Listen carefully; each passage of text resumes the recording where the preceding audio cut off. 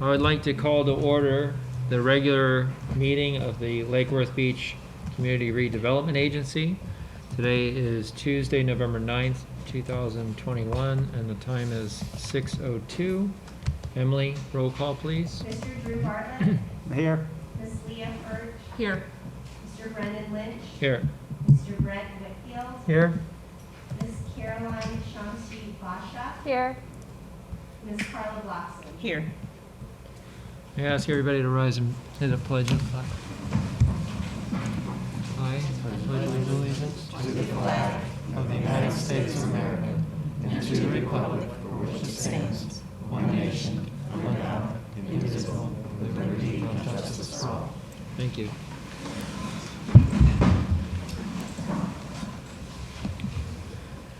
Is there any additions, deletions, or reordering of our agenda?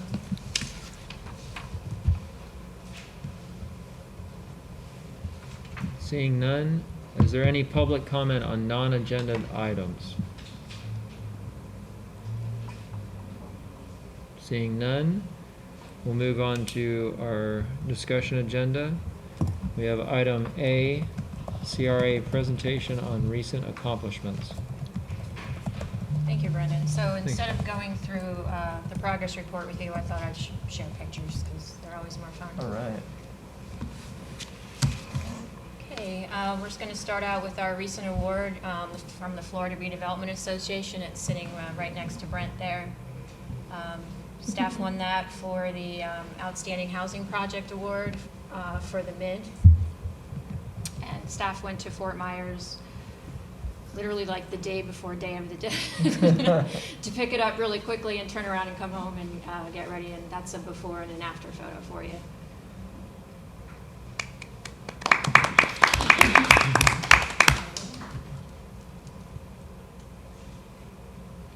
I did hit forward.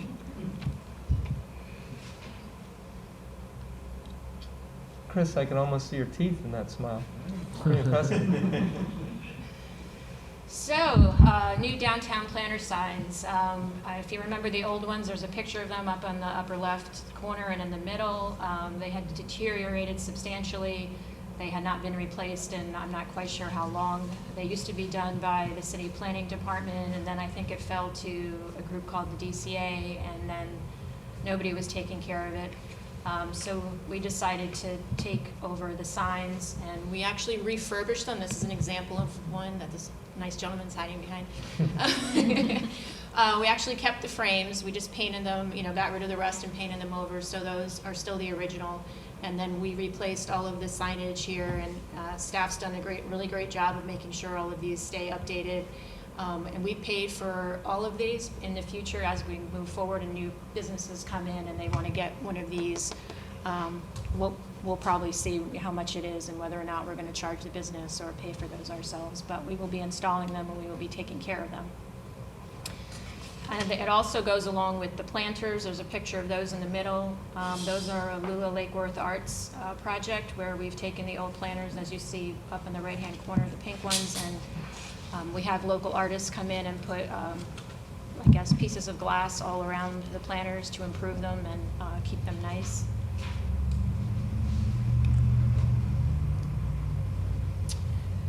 So we've done quite a few things actually before Day of the Dead this year. We power washed the outside. We repainted all of the overhangs and the ceilings outside to a nice bright blue color. And we also have Christmas lights that are put up all around the building. I don't think we've put them on yet, but we will be soon. We also had some electrical upgrades and cleaning and things like that to do before the big day.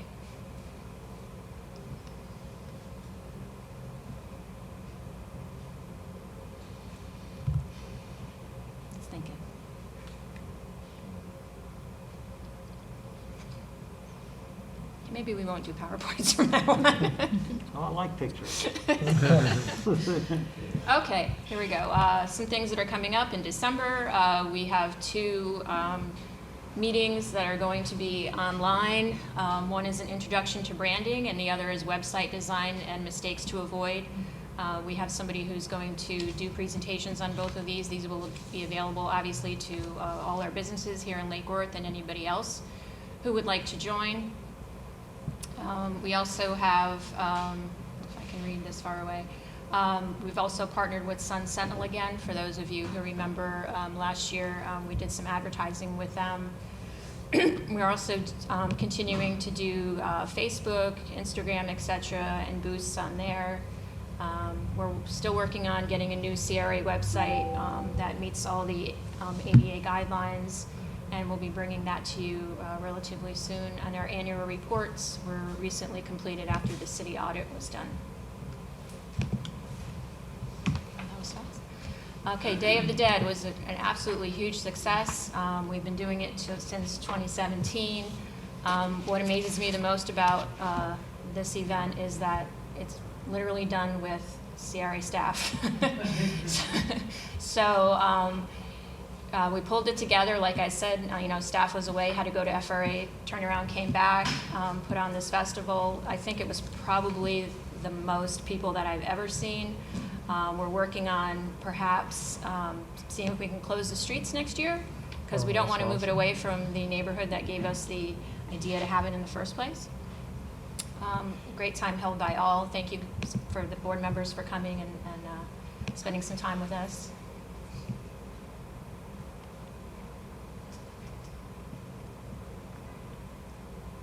That one spoiled me. It came up so fast.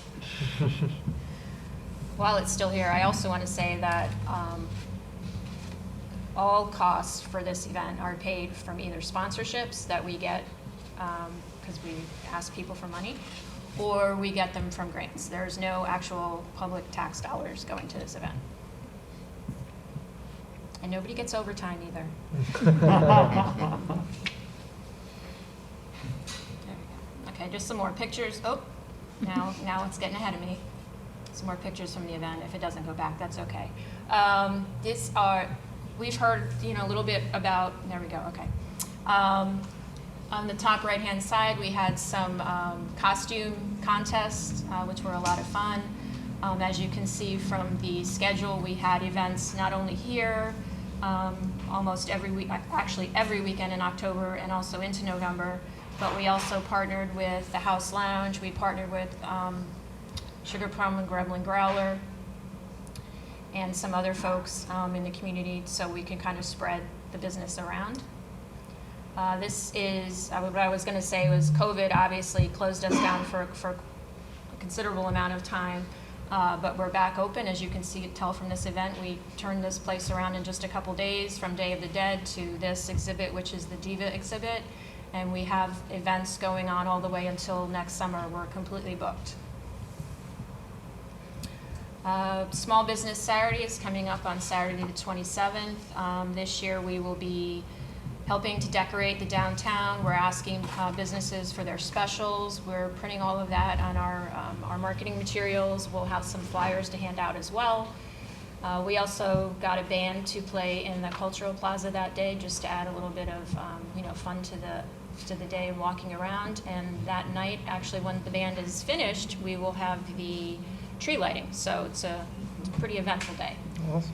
On the right-hand side, we have maps, new maps that we've completed. If you remember from the past, we started with a mural map, and then we had a shops and services map, and then we had a restaurant map. So now we put them all together. And it's kind of difficult trying to keep them all up to date, because sometimes businesses close and new businesses come, but we think we have it all correct, and it's actually in printing right now.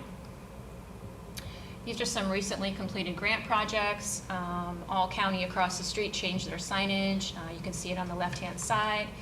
Gentle Pet Crossing, we just had kind of another grand opening with that, the mayor attended, maybe it was 2 weeks ago. Nature's Way Cafe, they have a new awning there finally. And then we have Carousel Antiques on the left, and La Placita. Thank you, on the right-hand side. Those are all recent grants. This is my favorite. So on top of the murals and the box wraps that we have throughout the city, Brenda Ryder was nice enough to come back and redo the Love mural, which is across the street at West Village. And then we had Emu come, and he did sidewalk decorations, sidewalk painting, excuse me, done on both sides of F Street. That was paid for also by a grant, also part of the Lula program. Signage, wayfinding signage. I know we've been working at it for quite a few years, but it's very difficult at times to work with FDOT and get them to approve things. So we still have some more signage that will be going in, hopefully all of this year coming up. We have, as you can see, to date, 115 trash and recycling plan cans throughout the downtown on Lake and Lucerne, and 43 benches have been installed. And we work very closely with Public Works to keep them trying to look their best. The downtown planners I spoke to just a little bit ago about the hand-cut glass that we're trying to do, all of them. I think we have maybe 3 or 4 that we're going to try to do this year. We try to do a few every year. And banners. We'll soon be putting up our Christmas banners on the gateways. These are some development projects to bring you up to date on. 1000 Lake Avenue, which is owned by Oak Lane Partners.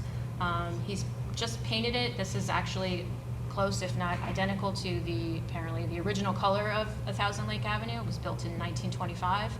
He's waiting for all the proper permits to install the windows, which came all the way from Canada.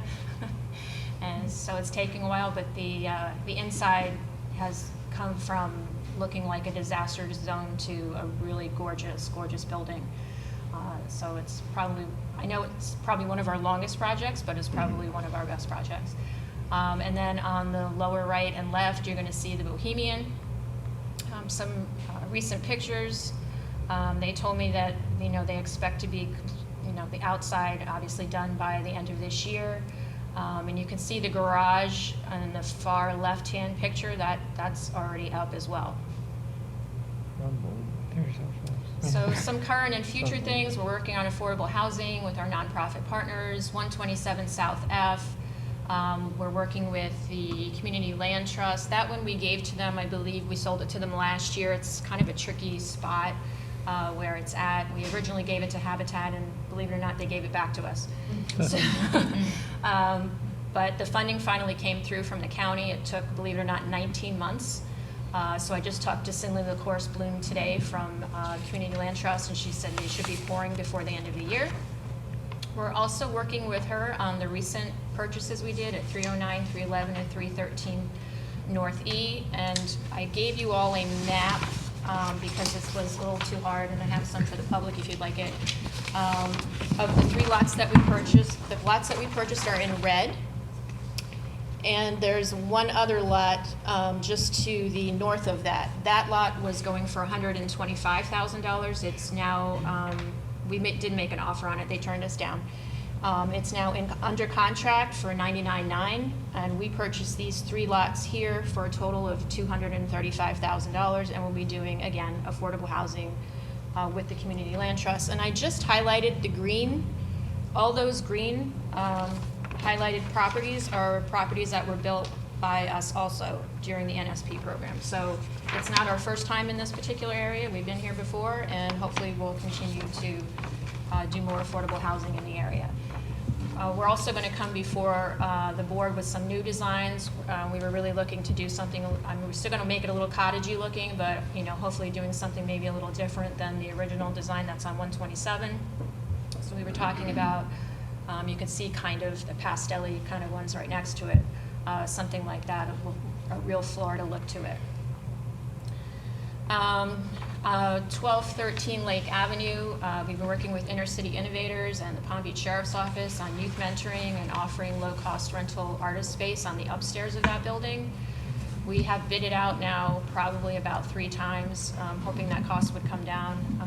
We have a meeting with all of the partners, I think in maybe like 2 weeks, to try to figure out how we can move forward on that. We do have a much scaled down design of it that we probably can afford. Believe it or not, we were told when we first started this, which was years ago, to be honest, that this would cost about $400,000, and the bids came back at $1 million. This is for an already standing concrete building. So, obviously we don't want to build something that we can't afford, because obviously there's ongoing maintenance to it. So But we are going to try to figure out something and come back to the board and get your thoughts on that, probably within the next 2 months. Downtown, L&M Charette, that's going forward. Right now, I'm just collecting names of people who want to participate and be stakeholders, and the commission and the CRA board, thank you, are giving me names, and we're moving forward with Dana Little on that. And I put a question mark, continued focus on Dixie Highway. We were kind of told, the CRA board probably a few years ago, that they really want, the commission at that time really wanted us to focus on Dixie Highway. Not quite sure that's still the focus, but we do have a meeting with the city commission in January, so hopefully we can talk about their priorities and where they would like us to focus. Sky Garden, which is the building on the lower left-hand corner, not the really tall one, but the one next to it that's only 2 stories. That is another CRA project. We're going to do the groundbreaking in December. The project next to it, to the west here on Lucerne Avenue, was actually 2 homes that were bought by a person who decided to do this multi-family project there, and you'll see it when you drive down the street. It's a 3-story concrete structure right now. So we were kind of waiting for that to get out of the way so we can develop 15 South E. And then regarding infrastructure, we're still working with FDOT on the Circle property and the improvements there. We're also working with developers in Habit who will be doing some units in that Circle area. And then also, we're just communication back and forth between the city and FDOT on the US 1 corridor improvements. We're kind of waiting for some more information from them, just going back and forth with traffic counts and other boring stuff like that. So that is all I have. Thank you, Mr. Chair. Thank you. Thanks, John. Does anybody have questions? Yeah, is there any questions for the board? I got one. Yep. Sure. So, I'm not sure the process, so on the planters, Yeah. so there are some that are beautified but not used yet.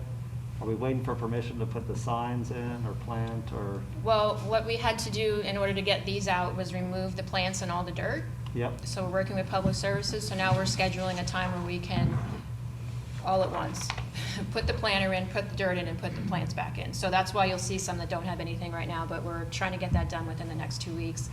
Actually, we're trying to do an unveiling of the new signage on November 22nd. I don't have confirmation if the commission is available yet, and actually I was going to ask you during my executive director's report if you guys were here. Because we would like to make it a little event since it's so close to Small Business Saturday. Cool. I have a question, or maybe just need an explanation for how this works. The parcels on E Street, the Community Land Trust agreement, how does that work exactly? So what's our agreement with them, and what role does each partner play in the affordable housing development? Yeah, we don't have an agreement with them yet, but we are working to close with them, and what will happen is we would transfer the properties to them with the understanding that they have all of the grant funds they need in order to build these 3 homes. Okay. And they will be deed restricted, obviously, because it's community land trust, and they will be affordable. Okay. And if for some reason something goes wrong, they revert back to us. And the stipulation, because it's grant funded, is the affordable is built into their financing of the project Correct. anyway, so we know it's going to stay that way. They should be affordable in perpetuity. Okay, thanks. Anybody else? No? Okay, thank you, John. The next, excuse me, the next discussion item, B, CRA and city joint meeting for January. Do we have a date, or is it just targeting? We the do month not or- have a date as of yet. I did speak to the acting city manager and told him that we needed one, but I'm just waiting to hear back from him. Okay.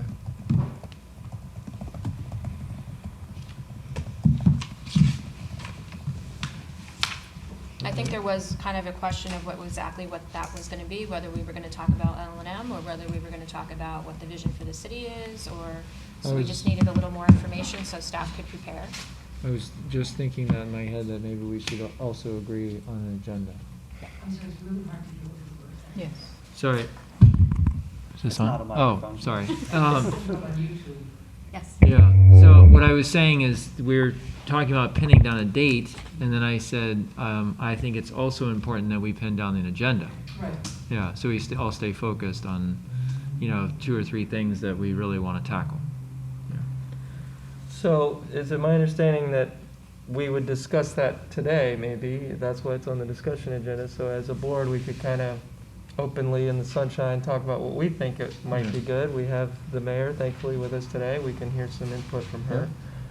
If I could say one thing, I think the scope of the agreement with Treasure Coast Regional Planning Council, the intention is that they kind of facilitate that meeting, is the way I understand it. Not this meeting, but a meeting where we talk about L&M, correct? So we have a joint meeting, like a charrette-style meeting, where the Treasure Coast facilitates, after they've interviewed all of the interested parties, they facilitate this discussion. They have a person that can run the numbers on, what our different visions might be. So in my mind, it's best if we separate them, that this meeting, this is my opinion, that this meeting is really about getting us all on the same page with a shared vision for what the CRA's intent is and the purpose of the CRA, the vision for the Dixie and downtown corridors, make sure we're all understanding that. And then the L&M is, again, this is my opinion, that the L&M thing is discussed with the whole group of the parties that we're paying for in that agreement with Treasure Coast. That's my thought. Mayor? I'll respond at some point. Oh, Anybody wants- So I agree. I think that we're paying to have professionals, and really the discussion, I believe, on L&M is going to have to happen after they've done all their homework, and that's not going to be ready, I don't think, in January. Do you think? I don't know what their timeline is. I think they will be ready in January. Oh, That's interesting. Okay, well, I stand corrected, then maybe we Gotta are keep gonna. pushing. Well, if that is the case, then we could spend the entire joint meeting just talking about that, I'm sure. I doubt it'd be a one-item agenda, unless you have a different opinion, Mayor. No, what's going to be ready by January? The, A discussion regarding all the stakeholder interviews to take place Be done by before January? the end of January, yes. that's an aggressive timeline. that's not what I expected. I'm optimistic. Okay. The last day of January. Right, January 31st, or February 2nd. Go ahead, and at the end, when you're done with your comments, I'm happy to chime in about Okay, this thanks, issue. Mayor. So I guess we could focus on what other items we want to discuss, and maybe, have the agenda be fluid. Right, there was some discussion on L&M exclusively, and then there was some discussion on what the CRA priorities should be, so we're in lockstep with the commission. Yeah. Okay, is it time for me to Yes, respond? perfect. I don't want to overtake your. But 'cause I David's going tend to to tell do you that. we need your name and address. Oh, yeah. Betty Resch, Mayor of Lake, 207 South L Street. He's got the stick behind I got him. the stick. No, I think, like, the overall view is to just, it's been a long time, is my understanding, that the CRA and the city have sat down and said, hey, we're both here, we're doing stuff, let's talk Right. about what we're doing. So, so that's really, it's my vision of it, and I'm only one of 5, is to have a more general, hi, who are you? Let's introduce ourselves, let's see what our vision is. What's, Dixie Highway, I think Dixie Highway is, a very important part of this. Can I bring up 821? Because I'm getting email, texts from South Dixie. You can bring up whatever you like. I was going to jump up with unagendaed items. There's a parcel about 2 acres, and this is a little bit off the deck, but there's a parcel about 2 acres at 8th Avenue South and Dixie Highway that is up for sale. A client of mine is selling it. And to me, it is the most ideal place to get, it's a large parcel on Dixie Highway, so the zoning is pretty good. My personal desire would be to acquire it for affordable housing. It would be a great spot it's on the bus line, it's in a pretty crowded area of the city. We could have on the first floor, community center, that sort of thing. I've never done that before, and I don't really know how to do it. He's waiting for me. Spiro is the guy that owns it. He's got people kind of wanting to get it, so Joan and I have talked briefly about it, about how I have to take it to the commission. Well, how can we possibly get this piece of property? So I'm just putting it out to you guys. I'm not asking for, this is just general information. FYI, I'd like to see the city get this, because I think it would be one of the very rare opportunities for us to get a chunk of land that we can actually do something. I mean, the Northeast Street, that's great, I'm so glad that Joan jumped on that, but this is an opportunity to do a real significant thing. So as far as the joint meeting, I think we get to know each other. We talk about, L&M's going to be I agree, a whole separate thing.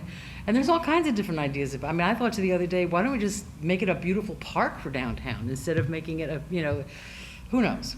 So that's just one thought. So I just want us to get to know each other. There's not been a lot of communication in the past, is my understanding. I wasn't there.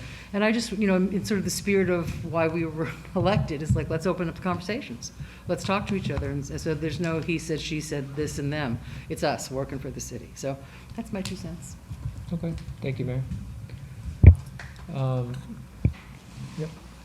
I think for us to try and talk about the city's vision and our vision for the future and to combine it with L&M, I think that's going to be a mammoth undertaking. I don't think that we should do that. Right, and so for our first meeting, if we kind of talked about our visions, and we could still have an agenda and still have our thoughts, but I don't want to cloud the issue with L&M hanging over the meeting. And I'm certainly willing to do 2 meetings, so that we can have more appropriate discussion about L&M. I do. But I think that would be an easier task, especially for January, because it's coming up fast. Yeah. And so if we could kind of divide those 2 issues. I think, this is not a voting issue, but is there consensus for separating those two and staying? I think so. Yeah. If I was Dana Little, I'd love to hear that meeting before I facilitated the L&M meeting as well. Right. Because you'll really start to see where each person stands on That's a good point. and how the two That's a good correspond point. together. I will say that it's not easy to coordinate that many individual schedules, but I think 14. that's it. Busy people. Unless we, just a thought, unless we just used your meeting in January. Because it's a meeting, we don't have a meeting, and you do have a meeting, so that would only make 5 of us, 6 or 7 of us, but I know you have stuff to do anyway, so. No, we can, we can be flexible with our agenda and we can move Sure. quickly. If there's something that doesn't necessarily need to be on the January agenda, we can push it to February or address it in December. We can keep that a light agenda. if That's we a great wanna- idea. Yeah. I think it's a great idea, if it works for the commission. Yeah. No, that works out well. So that would be targeting the, kind of the bigger picture discussion, and then we would, give them the time to produce their reports and Okay. I'm sure pictures and all this stuff we get to. Okay, Drew? So I agree with all that. I think from a facilitation standpoint, there's probably items that we need to say, this is what we're going to talk about, like geographic focus, housing, business development, character, maybe that's something, just probably subject matters. And I'm not sure how it will get facilitated, but maybe you just chair it, right? So. Yeah, we just had our vision session about the world. Our priorities. We had Jessica Savage there, and she did a whiteboard, and it seemed to work. It was fairly informal, but it seemed to work pretty well. I think she's great, she could facilitate. I it. like that list. I think that's a good outline to go with. Mhm. Yeah. Great, Okay. thank you, everybody. Any further discussion, or I think we have clear direction? Okay. On to our action agenda, we have a item, the Village Flats, the new design presentation. Are you doing it here? Okay. Sure. So, let's see, when was it? Back in 2021, starting I think in 2020, we did an RFP for lots along Lake and Lucerne Avenue. These are kind of a hodgepodge of sites that we bought mostly through NSP, some of them through our LOC to try to make bigger sites available. If you look to just the west of the urban arts lofts that we built across the street, there's a number of lots there. There's 2 lots on Lake Avenue, and then there's a small assemblage of lots up the street. I can't read what street that is, but it's right next to the restaurant up the street.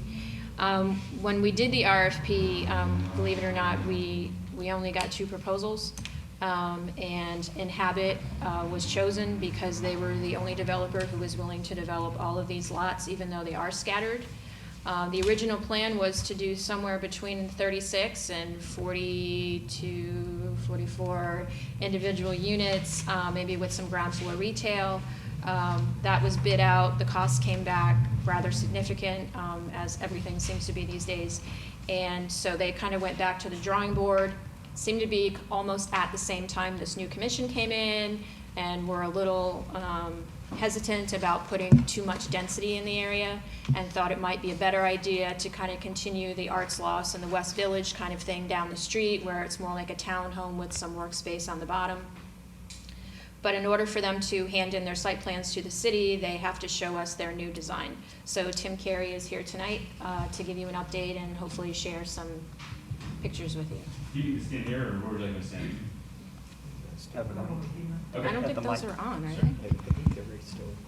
They're I recording. can project, it's fine. So thanks again for having me. I know I've been to the board before, and some of you are new members, so welcome.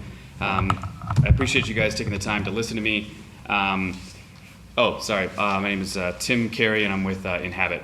As many of you know, we've worked really, really hard to try and bring this project to fruition. As Joan correctly summarized, we had site plan approval for 42 units, I believe, and it would have been 4-story and some smaller units and a lot of density. We would have used the sustainable bonus density bump. That's a mouthful.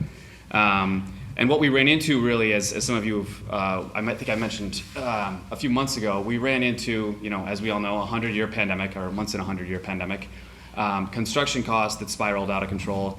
And one of the big things that we really ran into were labor shortages and a constriction in labor. And I'm sure all of you are kind of seeing the results of that. Some of you might have Thanksgiving dinner coming up, and you can't find pie crust, and you can't find pie filling. And if you're not aware of this, if I were you guys, I would get on it soon, because it doesn't exist right now. So we ran into all these shortages, and we really kind of looked at it and we said, if this isn't what Lake Worth wants, and if this isn't where they're headed, why would we provide that for them? Because Nestor's here, he's my partner, and he lives here, and we really care about the community, and we want what's best. So we went back to the drawing board, and as I presented last time, we had a design for townhomes. We are still full on that, but the big thing that we've always been on is getting it right. And to get townhomes right, or to get any kind of multifamily right, the key distinction that makes a great developer great is you're going to get the guts right. And to get the guts right, you've got to have the right floor plan. So we worked the floor plan over and over and over again, and at some point we realized this isn't it. And when I say this isn't it, I want to be clear. We don't think it's it because we want to develop townhomes here, and we want residents here who are sticky and want to stay, and those townhomes stay here along this avenue for the next 60, 70 years. Or God willing, if the design is great, historically preserved. That's what we're looking to do.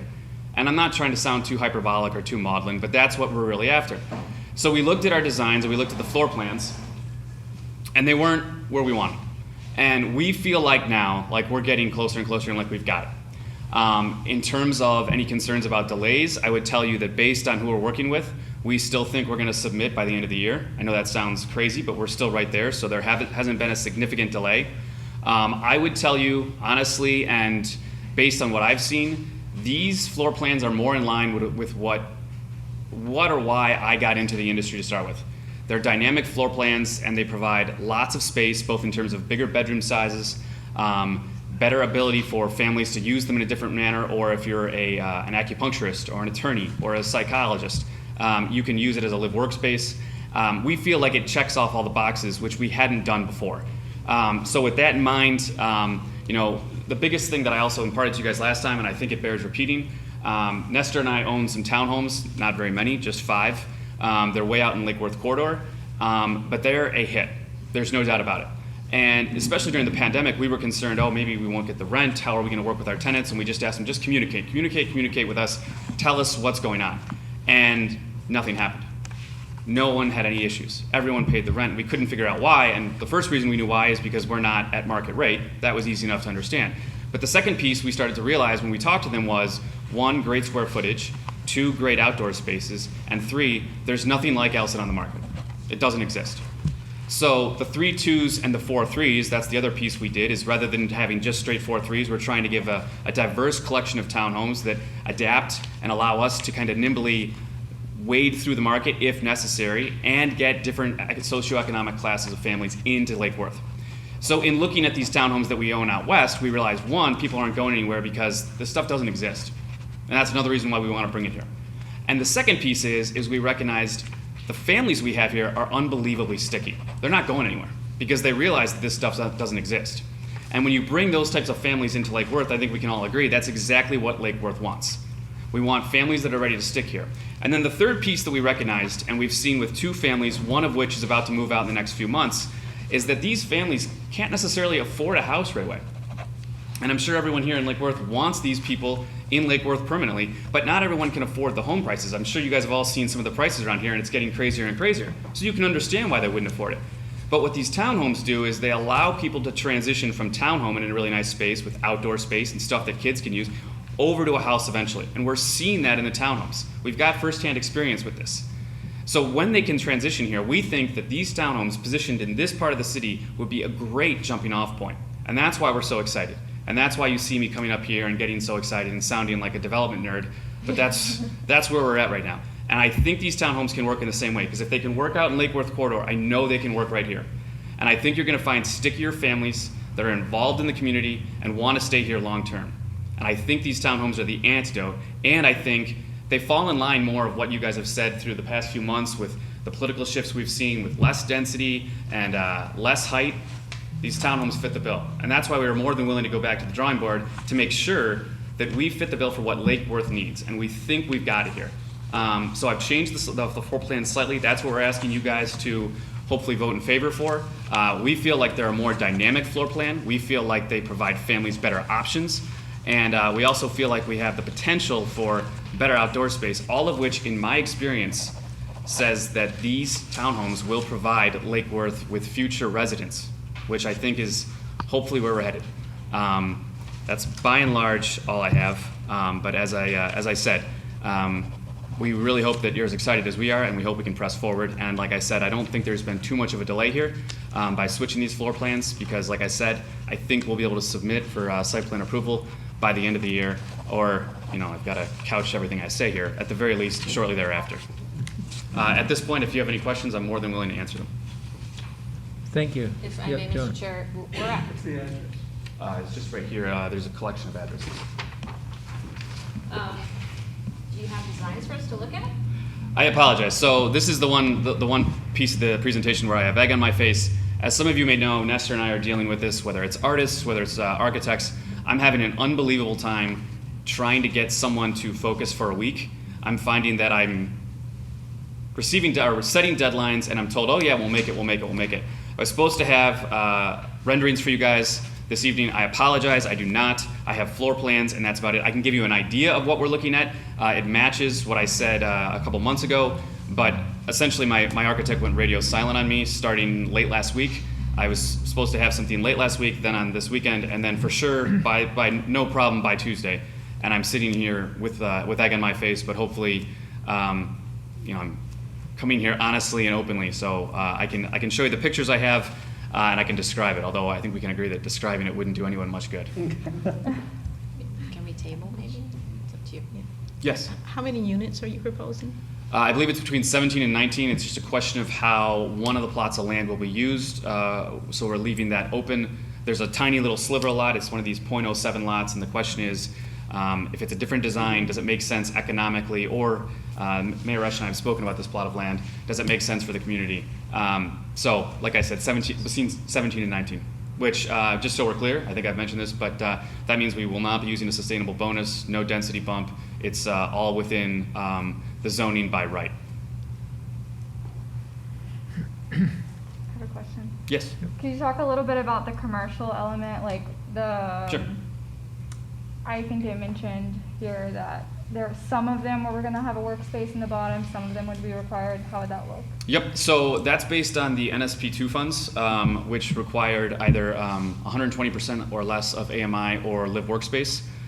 We've seen that there's some live work over here, which has had some success.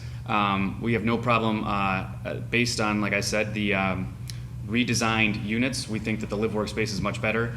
Previously, we had an office which was more like a sizable walk-in closet, and it didn't really make sense. You couldn't really say to a massage therapist, like, oh yeah, like, you wouldn't be able to like unfold your massage table and actually have a business. So we redesigned that. We kind of got that office in a place where it not only has a sizable office, but it also has a large walk-in closet, which you can see, which we also felt was, I used to be an attorney, I guess I still am, but I understand the storage you need, I understand the printing needs, and to do that, you actually need a closet that makes sense. So that's why we did that.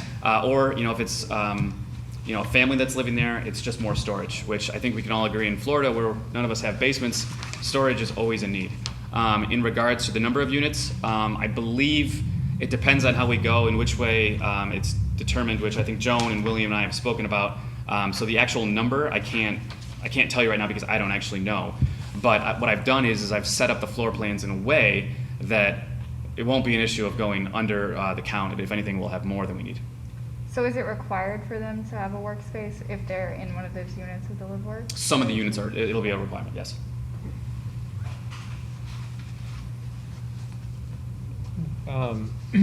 Just as a kind of a point of order, I'm assuming that since you came and didn't have those drawings and floor plans available, you're hoping we're not going to table this and take action because... Well, I mean, if we table it, I can come back up and do this spiel and you guys can sound enthused, but I have no problem. I'm willing to do anything. I'm just, like I said, excited about the project.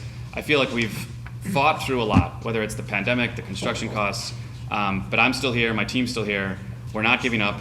We think this is right. The CRA over the past year or so, you guys have all stuck by me, which I appreciate. I think you guys have understood kind of what everyone's gone through. And I think we can tell with just the way the world is kind of cranking back into place, we're getting into a place where we think we can get shovels in the ground and create something. And the other piece I've mentioned before, but it again bears repeating, townhomes are not like the 42 units we're going to build at 4 stories, which involved elevators and restructuring certain walls to ensure that they were fire rated. The development of townhomes is different, and in some ways it's a lot simpler, but more importantly, it's a hell of a lot quicker. Yeah. So the build time here is not 18 months. We think it could be 9 months or less. And we know that because we have GCs that we're in contact with, like Chuck Halberg. For those of you who don't know, Chuck Halberg built the adoptive family homes down here, and he was, yeah, sorry, that was, sorry, I'm getting my, yeah, you're right. So he had that done in 9 months, less than 9 months. And if he hadn't been held up on plumbing, it would have been faster than that. So that's not to say that we won't run into hurdles. That's not to say that we'll beat him, but that's generally what the timeline is for townhomes. So we're hopeful that sometime in third quarter, fourth quarter of next year, you won't be hearing from me much again, but besides the other project that the mayor and I are working on. So I guess to rephrase the question, if Mhm. we table, we're not going to screw up any timelines. I don't think so. I mean, obviously, I don't think a whole lot will change other than you'll get a sense of, I know I provided elevations last time. It essentially changes from what you saw last time to a more contemporary Bahama feel, which the reason we did that, I think I might have explained last time, we feel like that is in the traditional vein, and it kind of, it weaves into 2 lanes. Obviously, you've got folks in Lake Worth who are very proud of the cottages here, and we certainly understand why. So it kind of weaves into that narrow lane with some of the outriggers you see. We've got like arched outriggers on the roof, which kind of, you'll see that in the Bahamas, or you can even see it in some like Dutch countries. But it depends on how the outriggers are shaped. But beyond that, you add a metal roof to it and some Bahama shutters, and suddenly it's tropical. But at the same time, it doesn't kind of offend contemporary or modern notions, because you can kind of make some clean lines on it, and suddenly it weaves right down the middle and appeases everyone. So we think we've got the right design and we're headed in the right direction. Unfortunately, and again, I apologize, I can't get some of these guys to answer emails and I mean, Esther can tell you, it took us, 3 months to nail down an artist and like tackle him to the ground. We did.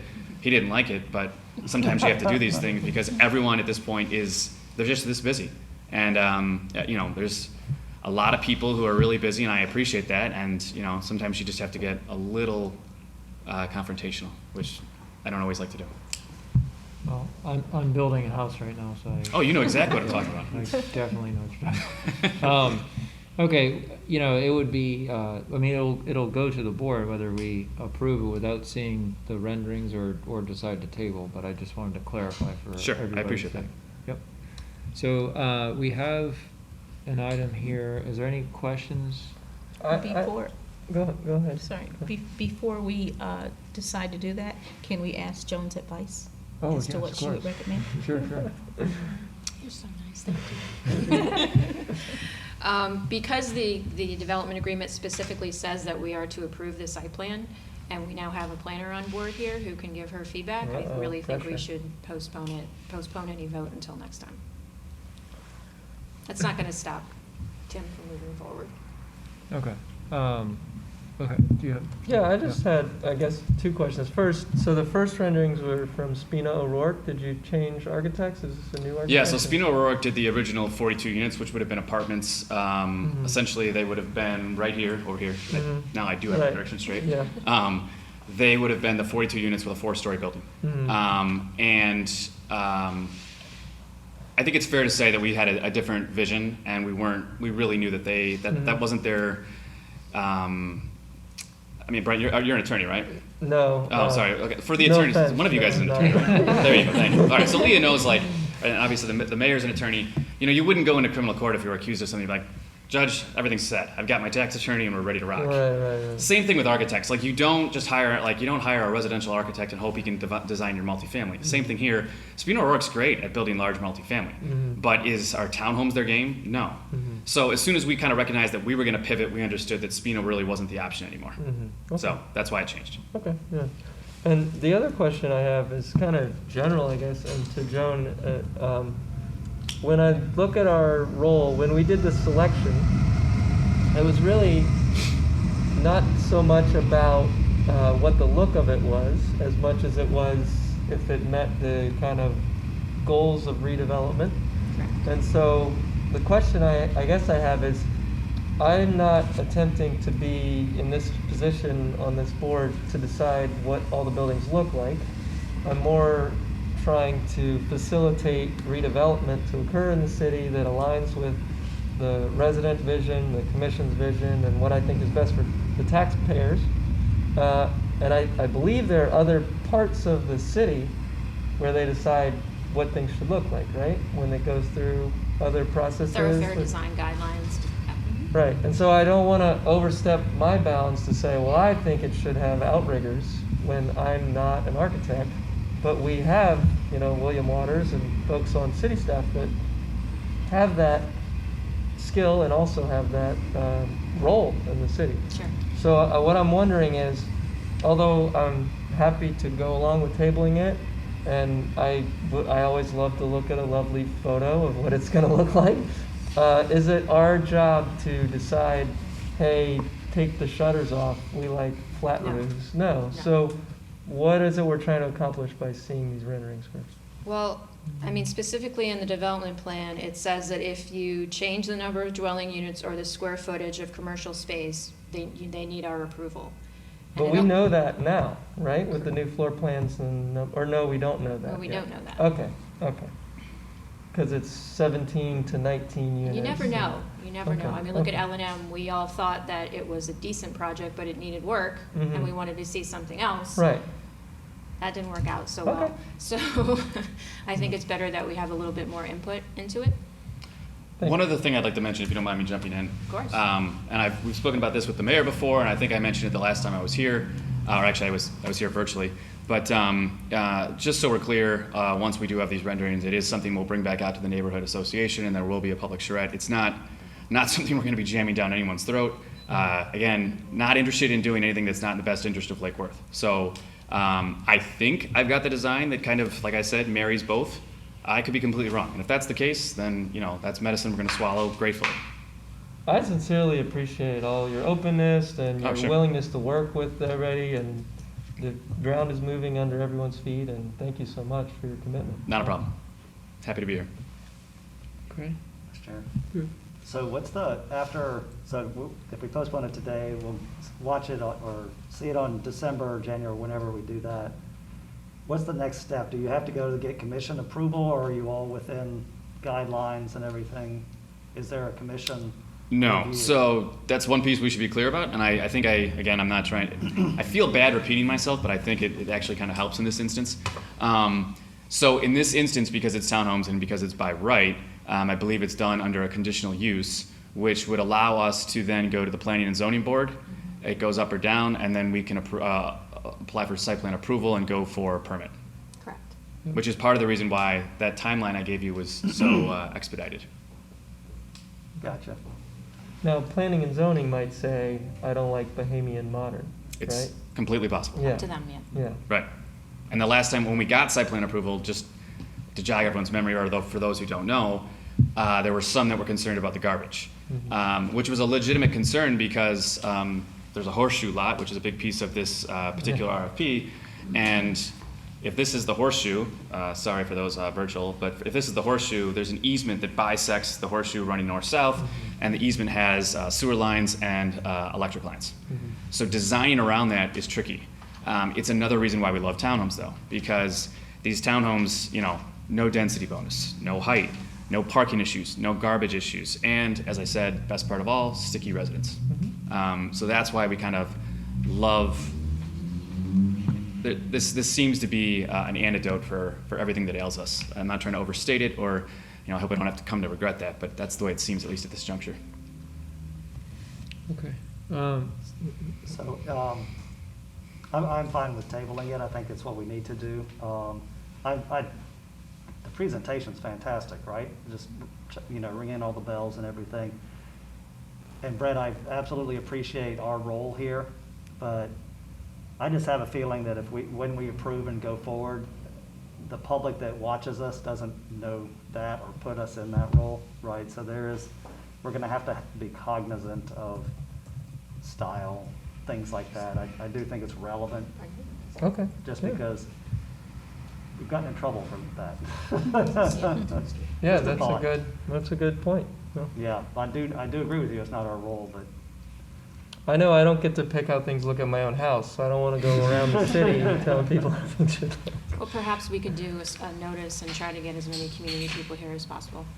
yeah, it's good. Or we could just bring back the wayfinding signs and we can talk about the colors for 2 hours again, if anybody wants to get into that. Okay, I need a motion, please. To table? I move that we table this to a future agenda, this item. December 14th is your December meeting. Thank you, David. Oh, we have a motion? Item 6A. Second. Second? Okay. We'll be real close Any by that point. public comment? I just have a question. Yeah. And no, I can't, my comment was, I just wonder if it's a requirement to have a business on the first floor, and if you have trouble finding someone that does that can do that, will you then have an empty unit? Is it an absolute requirement? It's a requirement, and this is kind of what's unclear, and I've spoken to Joan and William about this. There's a couple ways to slice up that pie. So I can't commit to, or it's not that I can't commit or I don't want to commit, it's that I can't legitimately tell you how we're going to slice up that pie. Right. In terms of finding the businesses, when I met with the Planning and Zoning Board, one of the things that they wanted from the first package was great wayfinding signs. And we went through that process, and we had a bunch of different iterations, and eventually we got feedback and said, this is the best way that businesses will be found. I don't think there's a whole lot of signage here for the turquoise building over here. But our project was completely different in that we were going to have signs above those units, kind of like think of like a Dickensian novel with like a cobbler, you know what I mean, like who has his store downstairs and the residents upstairs and his sign and the bell as they ring in through the door, typical Dickensian stuff. Christmas. Sorry, I got carried away. Anyway, Very right. descriptive. So that was the idea. I don't think wayfinding will be an issue. It's stuff that we can implement again. The only reason I ask is the Mid is having a little trouble, I think, getting their first floor filled. Yes. Right. Not as many cobblers these days. Right. Yeah, it's about Daniel Day-Lewis, and that's about it. But beyond that, the other thing I would just mention is, I kind of track, obviously, everything that's going on with the CRA, and I've appreciated the webinars you guys have put on, and I was heartened to see that when Joe Mincozy from Urban 3, he was big on townhomes, and there's a reason why. Because it's a great way to get people into the town without jacking up density, but at the same time getting residents in a manner that is kind of organized and tidy. So when he went through his demonstration and went through that, obviously, bells were ringing in my head. So yeah, I'm not trying to advocate against tabling it. Obviously, I'd love to have a unanimous vote right now, but I understand the position you're in, and you guys have to do what you have to do. Okay, we have a motion and we have a second. There's no other public comment. All those in favor of tabling, please state so by saying aye. Aye. Aye. Opposed? Thank you for coming tonight. No problem. I'll be Appreciate back. Thank you. Thank you. Sure. You're welcome to stay too. I wasn't telling you. Okay. Action agenda B, the NAPC guide booklet. Joan, do you want to talk about this one? So, go ahead. Excuse me, Mr. Chair. Yeah. I belong to the Vernon Heights Neighborhood Association. I am their president. Therefore, I am on NAPC's board as well. I would like to recuse myself from the discussion and the vote because I've already completed the conflict form, and I certainly don't want people to think that I have a conflict of interest. Thank you. That one would be a tough one. David, would that really constitute I'm not questioning your actions, but there's no. She serves on both boards. Yeah, it doesn't Well, seem like it's- there's a personal benefit, but it's fine. Well, Thank I you. know that the Palm Beach County Code of Ethics also talks about not-for-profit organizations as well. Okay. So Okay. we want to avoid any conflicts, any Yes. actual conflicts or perceived conflicts. Yes. Okay. All right. Thank you. You're welcome. So I honestly don't remember if it was our last meeting or the meeting before that. We showed you copies of the NAPC booklet, and Brendan has one, I think, in front of him there, just to remind you all. We started this project in partnership with the NAPC back in 2019. They hadn't done their neighborhood booklet in quite a while. And at that time, we were approached and asked if we could help with it, and we decided to work with them and ask our designer here, who works part-time for us and does all of our nice brochures and maps, if she would be willing to design the booklet. So believe she did 3 to 5 different designs on the front. They picked the one that they liked the best. Several years went by, and there was kind of some back and forth on editing and pictures and sponsors and things like that, so it kind of went through many iterations. And it was close to the end of this fiscal year that just finished, and I actually said to staff, we need to get this done. We had a little over $2,000 left in our printing and binding budget, which is usually we usually don't have a lot of money in it. This year, for instance, we have $11,000. So we went ahead and we spent the $2,500 that we had left in that line item, and we printed the books, and I believe we printed somewhere between 1,200 and 1,500. And we kind of worked out that between the design of the booklet and the printing of the booklet, we probably spent close to about $5,000 on the production of this particular booklet. It was my understanding, and this is not everybody else's understanding, but it was my understanding that we were doing this in partnership with NAPC, and we were not going to foot the whole entire bill for that. However, when we delivered the NAPC books, there was kind of some disappointment in that we were only giving 1,200 to 1,500 books and not something much larger than that.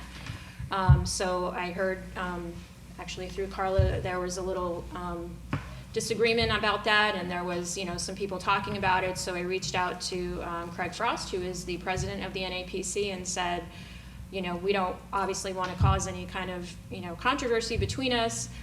This is something that we did because we really wanted to work with the NAPC and build a relationship with you. Why don't you come to the board and we can discuss what perhaps we could do moving forward. So what I have done is put some quotes that we have gotten from Banyan in your packet. I've also put a copy of the NAPC map so you can see how much of the CRA is in the neighborhoods and how much isn't. And then also just letting you know that, like I just said, there's $11,000 in our printing and binding line item. We do have to print the maps. And that's for the entire year, that $11,000. So if you could just keep that in mind. I'm not saying you can only spend that, I'm just saying it's something to keep in mind. But more than likely, I'm thinking the NAPC might have their own take on it. And I apologize in advance for this misunderstanding, and I also apologize for having to bring this to you and not being able to just wrap this up myself. But we have procurement rules, and we're only allowed to spend a certain amount of dollars without coming to the board. We're only allowed to spend a certain amount of dollars without getting multiple bids. We went with Banyan because they're a local group, and we thought we were only going to spend $2,500. So that's why this is in front of you today. Thank you. Thank you, Joan. David, before we start any further discussion, would you just clarify for everybody kind of the rules about spending CRA money on areas that aren't entirely in our, or not at all in our district? David Tolles, board attorney. Yeah, the CRA is limited by statute to only being permitted to spend their funds within the community redevelopment area as approved by the CRA and the city. You know, this is a unique situation, but I think in looking at the map, you know, while the brochure deals with areas outside the CRA, part of it is within the CRA, so you might have to look at like a certain percentage of what area the CRA encompasses versus the entire NAPC area in trying to figure out how much of the funding should come from the CRA. Yeah, that was. That answered your question. It does. It was just a concern I had, knowing that particular hurdle. Having been on my own neighborhood association board, I fully understand and appreciate what this is all about. Maybe we could start some discussion if anybody has any questions about this particular issue or comments. I have some questions. Sure. So I saw that about 1,200 were printed. I'm just curious, have those already been handed out? Are there still a lot left? We gave the Or- boxes we had to Craig already. Okay. So do you have any? Is that great? Sure. Hello, everyone. Craig Frost, current chair of NEPC, along with D. Cito. Not yet. So the guidebook, first I want to say thank you everyone for creating it, putting it together. Great product, turned out fabulous. Normally the book would be a whole lot thicker because we would be going soliciting a lot more businesses and getting ads to cover printing costs. Before we did that, we had a discussion amongst ourselves. We would try to kind of limit the advertising so it's focused more on the neighborhoods. So we came and had a meeting here at CRA, and we asked, would you guys like to help? Yes was a response. Personally, I asked for 10,000 copies. We brought that down to, actually Lindy 6. suggested, brought it down to 6. We were told that CRA would pay for it 100% under one condition, if they have full control. We were elated. Great, fantastic. So we don't have to fill the book with ads. All we have to do is get with the neighborhoods, you know, we got a couple ads here and there, put the book together, be a great product. Yes, it did take a long time. It was extremely frustrating the entire time. But like I said, end of the day, we got a product good. Was told they're done, come pick them up. Yes, I was very disappointed that we only had, basically I was told there was 1,200 printed, we got about 1,000. So at the end of the day, we're missing about 5,000. I don't know what happened, you know, if someone, you know, some misunderstanding, we left the meeting with an agreement, and all I'm asking is that it be upheld. And, you know, just to sort of reiterate, you know, as soon as this project was getting off the ground, COVID hit. We weren't even sure if going to print, none of the information was going to be accurate around the neighborhood association simply because they weren't meeting. And so when we did come back to the table, one of the things is we're not graphic designers. And so that's why when we had that meeting, you know, with the CRA, we met with Emily, we met with Susan, it was sort of presented to us, just get us the content, right? Content to me meant sort of what you see in terms of the write-ups about the neighborhood. And so when we really started getting into the project, it really more turned into, we were providing things that weren't, you know, of quality, or the pictures. I mean, we really did a lot more work, which was fine, but it was why it just took longer. We're all volunteers and none of us are graphic designers. And the thing is that this is a booklet that can be used to promote Lake Worth. I mean, with 5,000 copies, the magnitude that we could do with that between realtors, the cultural council, I mean, we could be street painting festival. We host so many different events. But the thing is that the CRA met with us for almost a year. Why this wasn't brought up, if they could have told us this a year ago, that there were restrictions and this is the only amount of money we're going to be spending, we could have started doing our own fundraising and could have matched that. But it was the fact that until they were physically printed, when we were notified of the reduction of how many were printed. And so I feel like that's where the misstep was along the way, is you had an open line of communication with us for over a year. Why didn't someone tell us this sooner? Because then we could have been out matching those funds to get to the quantity that we felt we needed. So again, the product at the end is amazing. We'd love to get it in more hands, but there was definitely a misstep here around expectations of how many were going to be provided to us. And if I may, what I'm hearing now is that some of the neighborhoods aren't in the district, so it affects the funding. Yeah. That doesn't make any sense to me. You've already printed the 1,200. That was never brought up before. Now it's being brought up after the fact. Because we're asking for some more, you know, the remainder of what we were promised. So I don't understand how that comes into play right now. No, I wasn't necessarily bringing it up as a reason we couldn't do more, but I was just saying that is something that has to be considered. But we're saying that should have been presented to us in the very beginning. Yeah, that's what I'm saying. Yeah, it's just that we were never made aware of any of that, never made aware of, you know, how many hours it was gonna take for designing, putting the book together. That was never discussed until now. Yeah, We're here at this meeting. That's when we're hearing about these zones. right. You know, what the CRA can and cannot do, that was never brought up. Because we, like Lindy said, we would have went a different route. We would have partnered with the CRA. You know, we would have went out and solicited and got funds. Right. But now we're kind of stuck. Well, I wasn't in any of that discussion. I understand. I'm only going by the backup that's available to us. Brendan. Speak up a little. Oh, I'm sorry, this thing drives me crazy. I was just saying that I wasn't in any of those meetings or any of that discussion. I'm just going off of what I know about our ability and what we can do within the CRA district. So we'll have discussion and come up with, I mean, we all live in these neighborhoods. It's not, you know, this is like same team. Sure. Right. Sure. You know, I've coached soccer for 10 years, and this is like watching two of the same players go after the ball, you know? I mean, we all see value here. We just have to figure it out. And do it legally where we're not, you know, overstepping. That was the only reason I asked our attorney to clarify that, so that, you know, we don't necessarily, none of us want to get caught up in any of that mess. I had a question, if I may. So you had mentioned that the books are usually thicker, and so when was the last time a set of books was printed, and how many did you print last time, and just kind of some background for, I was actually on the NAPC like 10 years ago.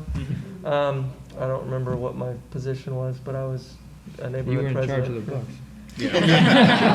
That's why, yeah, I don't remember making them, so I'm probably, so I'm just wondering what things are like now. This was again like 10, 12 years ago. What is the, when was the last time you made the books? How many books did you make in the last run? How did that system work out? Why did we come to have the CRA in it now if it wasn't in it before? Kind of some history there. So the last time they were printed is probably about 7 years ago Okay. that I can recall, and that would have been, Mary Lindsay would have been in charge at that point. Mhm. So the exact amount, and at that time it was like a couple thousand, from what I recall. And the only reason the CRA is involved in this book, at our initial meeting with the NEPC, we're discussing it, somebody mentioned, why don't you reach out to the CRA? So I did, Mhm. and that's how all that came to be. Which is not, I mean, I think so far, we've given the production of the books in 1,000 books. I mean, it wasn't a bad suggestion. We're trying to figure out where the miscommunication went, but Sure. so far, something positive came from it. So another question I have is there folks that are saying in the community at large, or is it the folks on the NAPC that are saying, you know, we really got to get these books updated, or we got to get them back out in the streets? Because when I started on my neighborhood board, we printed a newsletter and handed it out to every house. And by the time I left my board, we never printed anything again. Everything was email and website and social media. So I'm wondering, are the books, if you needed 5,000 of them before, do you need 5,000 of them again? Just trying to get a context for how valuable these are and when we vote on spending the money.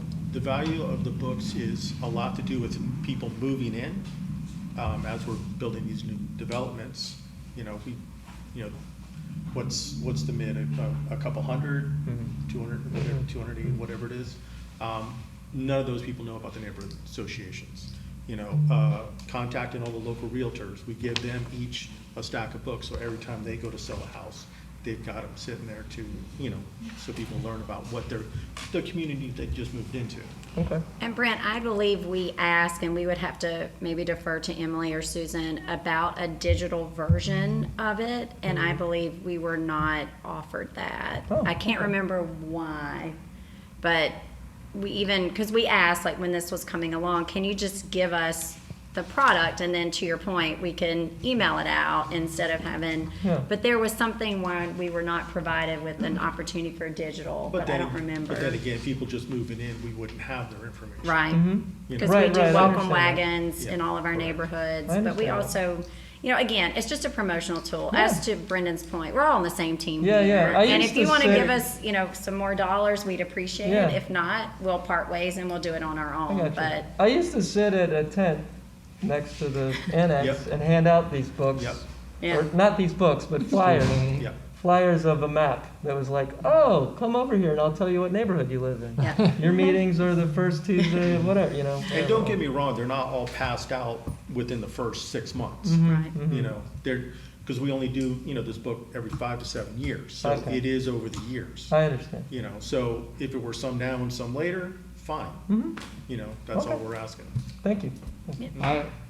To kind of follow up with what you're saying, in a perfect world where everybody is, you know, on a computer or has the phone, it'd be my dream to not have these. In my professional world, Sure. when in normal times I go to so many lunches and dinners and nonprofit stuffs, and they're always leaving all these at the table, and you walk away and they're still sitting there, and it's, or you bring them home and they sit on my floor in my car until I throw them out. It's, you know, it's. But again, you know, there's so many platforms out there like Nextdoor and all these other ones, and you know, not everybody has gravitated towards one or a few. So touching all these people is not easy in a digital way, and I think it's probably even more difficult with a paper copy to get them to the right people. But it's nothing against the NAPC. I think it's in general. I'm against these booklets because they just end up, I think, going in the garbage. So just an example, the other night I was downtown and there's a new shop right next to the zoo gym that makes leather goods. They actually have classes. They've only been there a few weeks. They were extremely excited when I handed one of them books. They're new, they're from Canada, they just moved in here, opened their business, they're eager, but in the time they've already been here and opened their shop, they had no idea about the neighborhoods, they didn't know how to reach out to the community. I gave them the book and I said, here you go, here's the email to every single neighborhood in the city. Email them. Just saw them the other day, thank me for the huge response they just got, just from that. It's a good story. That made a big difference with them, Yeah. Is that Memory Trees? correct. Yeah. What's the name of it? Memory Trees, we gave them a grant maybe 2-3 years ago. Yeah. Oh, I'm not seeing that yet. Any other, yes? So, the budget, right? So obviously if we can't really use up our printing budget because we got to print other stuff. So Correct. you would also be, if we decided to print more of these, they would have to come from something else. Mhm. What are some ideas there? Right? I could take some of it from the neighborhood line. I mean, that's really supposed to be projects, but I could take some from there. Like housing projects? Pardon me? Neighborhood projects being housing projects? Or Yeah, any kind of beautification? rehab or affordable housing or anything like that. Mhm.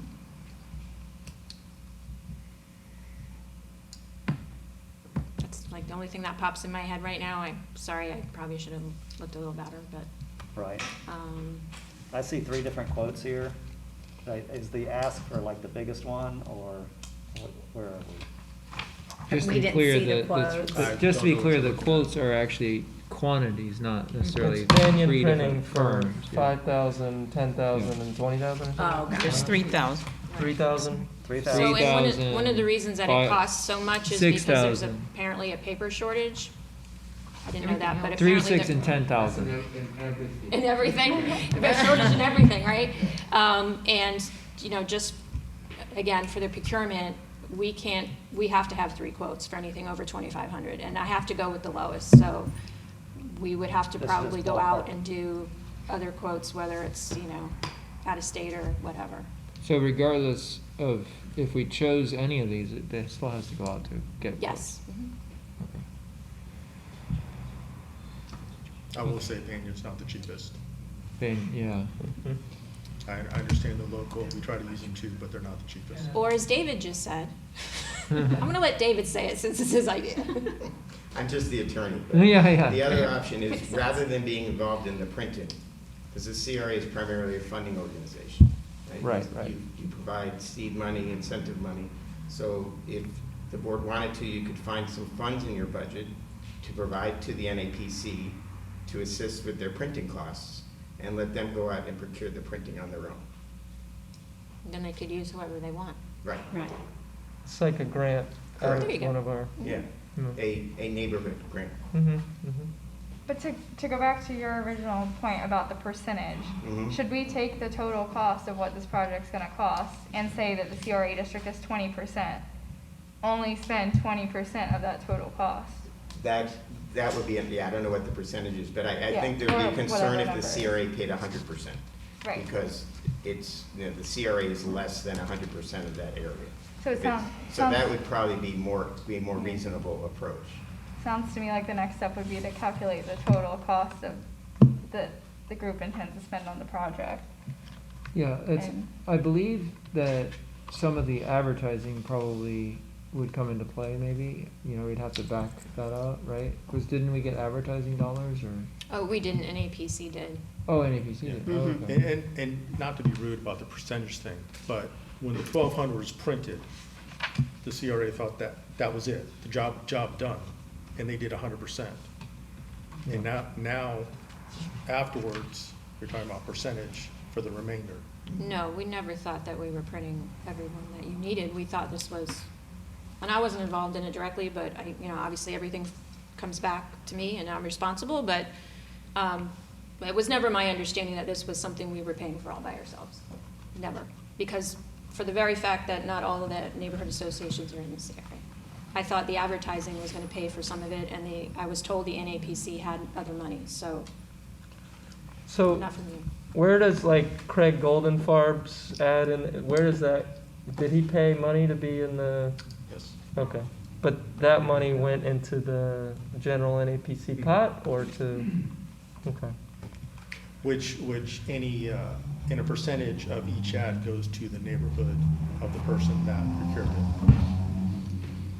Yeah, I was just picking it up because I was hoping to see a bunch of downtown businesses that were in our district. I'd be like, oh, look, it's advertisement for all of our things, but Craig Golden But Park's again, space, maybe. because of the misrepresentation or the miscommunication, we didn't go out and be aggressive with the ads this time around, simply because of the partnership that we thought that we had. And again, wherever that breakdown was, it's fine, it's over, it's done with. You know, we just wanted to come here tonight to ask if there's any additional support, and if there's not, then we obviously know what we need to do as an organization, and obviously if we could get a digital copy, that would also be helpful. What's the, I think so. No. Oh, sorry. what's the concern with the digital? I honestly don't know. I don't know. Okay. Seems like we can make that happen, right? Who's, where do those files are here? Yeah, they must be. Okay, okay. I just don't know how well they're put together. I Right. have no idea, but we Okay. can find out. Okay. And if you, you know, the thing with the ads is if you went out and got more ads, you would have more cost because More paid. there's more pages, and they're Right. charging like an arm and a leg right now for paper. Yeah. And, you know, whatever the representations were earlier, the fact is that the statute only allows the CRA to pay funds for projects within the CRA district. Yeah, I don't regret bringing that up, but it's possible that it wasn't necessarily contemplated in the initial conversation. You know, we shoot for perfect, we do, but, you know, this is a fact, though, that we do have this statutory limitation that we all need to tiptoe around, so. I mean, it's also possibly, I don't know the statute, an argument that attracting folks that want to be part of the community, invest in the community, helps what's in our boundary. That seems tenuous. Hey, I I'll let the look at them attorneys all fight the that time. out. And in response to that, yeah, I understand what you're saying, but there is even a tenuous relationship between the revenue that the CRA does collect and the ability to spend that revenue for promotional marketing items. That's been presented, but for a rewording of an attorney general opinion, that may have no longer been available as a avenue for expenditure for a CRA. So it's been challenged and questioned very often, so that's why we need to be very careful in where we're spending and how we're spending the funds. So we promote murals and that kind of stuff, so Mhm. that's printing. And those are typically associated with projects that we've funded. Those are WILA projects. Or specifically promoting within the CRA district. Similar issues have arisen with respect to funding of trolleys that may travel outside of a CRA boundary, not necessarily here, but in other locations, that bring people into the CRA district, and that's been That found came to be up. okay. That came up, actually. That actually came up here at one point. Yeah, at one point in time, Yeah, the bus, I think. Yeah, Yeah. exactly. Mhm. Okay. Is there a proposed resolution? Do you have a suggestion, Joan, in light of this kind of new element in terms of what we can do within our constraints? Well, I don't want to get in trouble with David. But, Do you want to write it down first? Throw it to David? get him to sign it. I mean, if we take the money out of the neighborhood line item, I don't think we'd have a problem with covering another 3,000. So the 5,700, if the board would feel comfortable with that. And then the 5,700, however they can get, as cheap as they can get it, and as many books as they can get. So you're talking about funding the 3,000, just funding 3,000. No, I'm talking about all of it, Oh, because that's only 3,000. oh, 3,000 And they want books. 3,000 like books, 5 or not 6. $3,000. Yeah. I don't know, because when I look at the map, I honestly am just like, I have no idea how much, I mean, No. maybe 20, 40, I have no idea, so. We're gonna have to, we have to, Yeah, we'd have to rip out the page that deals with one of those that's completely out of our district. It also gives them the opportunity to raise more funds over the next year, so, you know, Right. to print more, but at least this kind of gets things off, started. Okay. I'm not opposed to printing more, but I would love to have a future discussion about how we can move away from the hard copies, if, you know. I do see more and more people adopting the social platforms that are neighborhood related, you know, next door, is that right? Next door? Yeah, I mean, just speaking for our staff, we're probably not there to be able to take that and put it on the website. Like, No, that's not no. our expertise. No. That's fine. But printing is, so, but I think probably David's idea of just giving a grant for $5,700 or for what amount the board feels comfortable with. That way we So- could just give it directly to them. Can we make a motion then? Just for clarification purposes, this is a grant for them to use for whatever purpose, right? Because. No, it would go for the guidebooks. No, we can ask for receipts if you want. Yeah, Yeah, we have no Okay. problem with that. we have, Yeah, it'd be a grant of amount not to exceed $5,700 to pay for the printing of the NAPC handbooks. Okay. Subject to providing, you know, a written proposal, and then, I don't know if it necessarily be on a reimbursable basis, but they certainly have to provide proof of payment. yeah. Okay, I have a question. yes. Is this something, it kind of speaks to your concern about it being like just sitting somewhere. Is this something that could come back in a year once we know that the 1,200 copies are gone and not sitting in a box in a corner somewhere? Like, we're done with all 1,200 copies, now we need $2,000, $5,000, whatever amount to move forward. Once they're used, and we know that, rather than just funding thousands more copies of it. And then we could, Just if, a thought. that's not a bad thought, and then we could budget for it, instead of pulling it from an area that wasn't intended. And additionally, you know, some people might open this first page and see fall 2021 garbage, if it's now, you know, winter 2022, right? So maybe it's a good thought, because you could also then, on a future run, you could change that down here and it'll look current, you know, because if I found this underneath my seat in 2 or 3 months, I would be like, fall, gone, right? So I like the way you're thinking. I mean, I also think you have to understand the taste of Lake Worth. I mean, I'm heavily involved in this community. People are not going out on Nextdoor and Facebook that are moving here. Right. These are brochures that highlight what we're doing. It's a passion. I mean, this was 2 years of work, and I appreciate you, sort of your digital aspect of it, but Lake Worth is grassroots. We all live here. Right. And so I think having this booklet, when we're out at the events and we are talking to people and we're engaging with people, even if they do, some of them, a percentage end up in the trash, if it just gets 10 people, we're making an impact. Because I've lived in College Park, I live in Parrot Cove, I live in those more affluent neighborhoods. We have such poor participation. Imagine if we could build these guidebooks that people in the other corridors of this city, and we could start doing partnerships.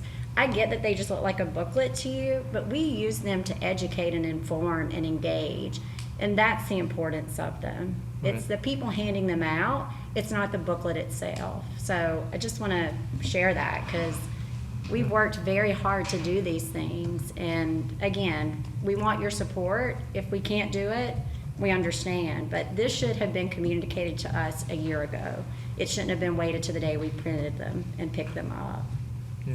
So we're just asking for that consideration. To the point of my fellow commissioner, though, is it possible that the first 1,200 will be used during our current budget year, and then in our next budget year, we can budget for the next $5,700 worth of purchase? And that makes more sense? And you could even refresh some of the content, I guess, or we give you the digital, it's a grant. Yeah. So you have the digital files. I don't know. I think it's a good point. Mr. Chair. Somebody look at me. So, first of all, Emily, you're the best. Thank you for your attitude and always wanting to help out when people come to you. And I absolutely appreciate what you did for these folks. And, you know, you walk on water as far as we're concerned. So thank you for all that. Miscommunication is 90% of all conflict, right? So I would suggest that we get out of this business, this brochure business, by giving them the grant, $5,700. I'll try, Carla. Thank you. By go ahead and giving them the grant, $5,700, you know, so they could print the brochures. But then that's CRA out, right? Yeah. And then we will have done a good community service, you know, and just be done. I mean, that's just, to me, that's. And that's honestly what we would prefer to. You know, it was a great project, but, you know, moving forward, we don't want any conflict. We love what you guys do here. It's very awkward to even come here tonight and have to have this discussion. And we would much rather, you know, leave it at the table as a good standing and let us go forward and continue to do the good work that we do in partnership, so. Yeah. Although I do think that that is a good suggestion, even if that's the direction the vote goes. Absolutely. I do think that, you know, printing them as needed. I know, obviously, there's cost savings to printing in Oh, bulk, sure. right? But I do think that updating the date and printing it more as needed is probably a better way to go, but, okay. So are you ready to move something? I would like to move that we give the PC a grant for $5,700 to finish printing their booklet for distribution in the community. I'll second that. Okay, we have a motion and a second. Is there any comments from the public? Mayor? I respect everybody's opinion. Obviously, something went wrong, but I would ask the NABC, because I was just flipping through this, and like, I don't have an ad in here. There's a lot of downtown places that are not. I would ask you to open up your fundraising again and get more money from the towns, because, you know, every little ad is an ad to that business as well. Yeah. So it'd have a little more content, and you'd have a little more money. Well, we did some of that, and obviously with COVID too, Yeah. we felt sort of uncomfortable, and it was a balance, right? It definitely was, you know, Yeah, and I'm not a criticizing change. you, saying if you were to do that, I mean, there's a lot of businesses, myself, and there's stuff Right. downtown that's not Sure, here. and that's the way it's been done in the past, but when we were discussing this book initially, it was pretty much unanimous that everyone wanted to keep it just about the neighborhoods I said there's as a much page as of Great possible. Golden Park. What's that? There's a full page of Great Golden Park. I understand. There was a few ads that went in there, correct. You know, Yep. I would have been happy to not maybe do a page, but I mean, it'd be nice to open it up to a more local Hmm. focus. I can get more money. Yeah. Okay. Any other comments? I'm sure you all going to buy more ads. Yeah, I'll make one comment real quick. Yeah. I live in a neighborhood that has a lot of old people, and it's kind of shifting to a younger generation. But they used to have this thing called a newsletter they put out every month, and it was just called the Boca Babbler. And it was just it had lists of names, and it had babysitters, and it had tennis tips, and all sorts of stuff. And they brought it back recently to huge acclaim, which in our neighborhood is a big deal because no one gets excited about anything. But the bigger piece here, what's interesting was we decided whether to go digital or hard copy. And we realized that digital, and I kind of gave this information to my friends. I have a friend who works for a clothing company out in California, and it's fairly successful, and they know you delete all your things. And the reason it's so easy is because it's just one thumb flip. That's it, it's gone. Yeah. So digital's, exactly. So digital's a great idea, Yeah. but the reason you get so many emails is because they know you delete most of them, so they have to inundate you with them. Right. The hard copy is a nice way, and the reason why you check your mailbox and you get all these catalogs is because they know they have to reach you somehow. So hard copies actually work at getting to you because everyone goes to the mailbox every day, right? Or at least every other day. And you have to look at it. You have to like see through it. So if I was a new resident and I went to my mailbox and I saw, oh wow, and I took a look through and it did have the right date and it did have some helpful information, that's something you hang on to and you put it in your office drawer. Yeah. But I think the idea's got to be a layer. It can't just be digital because, you know, there's a reason you get inundated. It's because they know you're not reading those emails. And the same thing will happen here. just from what I'm hearing in the industry. Just some 2 cents. I don't know how that helps, but. No, thank you for that. Okay. All those in favor, please state so by saying aye. Aye. Opposed? No.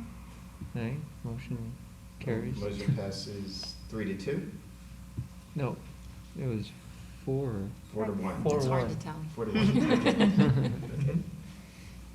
So 4-1 with Shamsi Bassett. Okay. Okay. Thank you all. All We right, thank appreciate you the very much. time. Thank you. Thanks for coming. Absolutely. I believe in the neighborhood associations. I was on one for like 4 or 5 years. Like I said, we believe in your mission too. It was a difficult thing to come here tonight, but we Thank just you. wanted it resolved, so. No, I appreciate you guys. For everything that you do. Yeah, I appreciate you guys coming. We're always good Thank you. advocates. Thank you. Okay, we're on to Executive Director report. Joan, you have a progress report for us? I do have a progress report. It's in your packet. I'm only going to touch on a few things since I already gave you a long PowerPoint. I just wanted to take some time to congratulate staff on both winning the award for FRA and also for the Day of the Dead, which was an amazing celebration. And we're looking actually to do something similar again on this side of the railroad tracks, maybe for a different population, but you know, we're definitely looking to do more as much as we can, you know, staying within our mission. I am trying to work towards getting a groundbreaking for the 15 North E, the Sky Garden development, which is just up here on Lucerne and E. We're going to try to do that either November or December, so we'll be emailing you, trying to get some dates together. The other thing we'll be emailing you is the unveiling of the signs. Like I said before, we tentatively picked a date of November 22nd. I know it's Thanksgiving coming around and Black Friday and all that other good stuff, but if we could probably get that done sooner rather than later. The reason being that we'd like to get these signs in the planners as quickly as possible while hopefully people are shopping local. And that is actually all I have. Thank you. Okay, thank you, Joan. Board member comments. Let's start with Drew. Okay. So, you know what, Joan, I absolutely love your recent accomplishments presentations. You know, you should book shows, you know, around because it, I mean, when you go through that and show everything we're able to do very nimbly, right? I mean, you don't go to many governments and find them doing all those kind of things so easily, right? I'm sure it's not easy. It's not easy. But you make it look easy, and all these good things happen, and it's really good for Lake Worth Beach. So I really appreciate that. I know there's, if you haven't watched the last commission meeting, you should do that, but there's a discussion about how to manage CRA boards, you know, and so forth, and discussion they need to have. You know, they definitely need to have it. But I think those accomplishments reports kind of express and really show what you can get done with an independent board, with a budget and a mission, and gosh, only 3-4 staff, you know, to get the job done. So, you know, at some point that, you know, we'll have those conversations, the commission will have those conversations, but it's, if you got before them more and did that presentation, I think it'd be a great thing, but we'll see. That's an agenda thing. All right, that's all I got, Chairman. Thank you. Yes. My face feels naked. Yeah. So, Day of the Dead was absolutely incredible. I don't know if everybody had a chance to get there, but it exceeds expectations year over year, and just a really incredible event. I'll have to defer to some of the other lawyers in the room. I was trying to remember the mutual mistake of fact from law school contracts, but There's no meaning of mine here. but I'll give you a peppercorn if you give me. yeah, exactly. Are we going to talk White. about consideration? Yeah. So I'm happy that we could come to some resolution. Joan, I guess you're gonna have to find us $5,700 out of the budget. Hatch looks amazing right now. Congratulations on booking it through the end of the year. Is that? To the end of, till the summer. Summer. That's the end of the year for Florida purposes, so that's incredible. So I'd really like to applaud staff's efforts in terms of the art integration and just all of the festivals and events that you all put on nimbly and effectively. So, thank you. Yeah, I am looking forward to the January joint meeting. I agree with Drew. I recommend everybody, if you have a chance, to watch the commission meeting. I think I am really encouraged to hear Betty mention a property she saw that looks like a great opportunity and that she called Joan, because I think the toolbox that is the CRA is something that needs to be understood by the city and definitely by a lot of this new commission and whoever comes into Herman's seat. And I'm hopeful that during that meeting, that joint meeting, everybody can kind of start to understand the value that we bring to opportunities like a parcel you see there, or the value that we bring, like affordable housing projects, wayfinding signage, Day of the Dead, which to me is, one of the only festivities in South Florida that really brings together communities from different parts of, the urbanized part of South Florida. So anyway, the last thing I'd like to point out is, contrary to what Tim said, I check my email and read the emails you send me. I don't just throw them away. Anyway, thank you again, everyone, and enjoy the meeting and the discussion. I don't have any comments, thank you. Carla? I want to say thank you to the board and to Joan and our attorney for resolving the issue with the NAPC. We are tasked with being a good community partner. And I think instances like this go a long way to make sure that the community knows.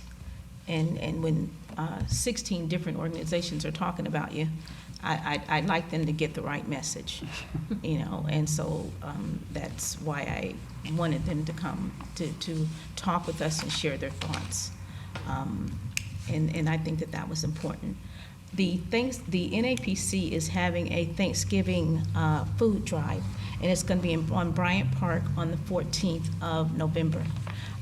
Please come and donate your food items, and we're going to make sure that we get them to different food banks within the city, because people may get more turkeys in around this time of year, but turkeys are really expensive, so maybe they won't. But in January, there's going to be a shortage at those food banks. So the items that we raise will make sure it'll go a long way in keeping them stocked. And so that's going to be November 14th. And you talked about the planters on Lake and Lucerne, the Town and Country Garden Club, which I belong, we're going to be redoing those planters. And so we've set aside money to help the city, and the city has agreed to make sure that they're going to put in a new soil. And so the Town and Country Garden Club will be putting in new plants in some of those planters. And I think that those are the types of partnerships that I think go a long way in making Lake Worth the way that we want it to be. I'm glad you told me, because I didn't know that.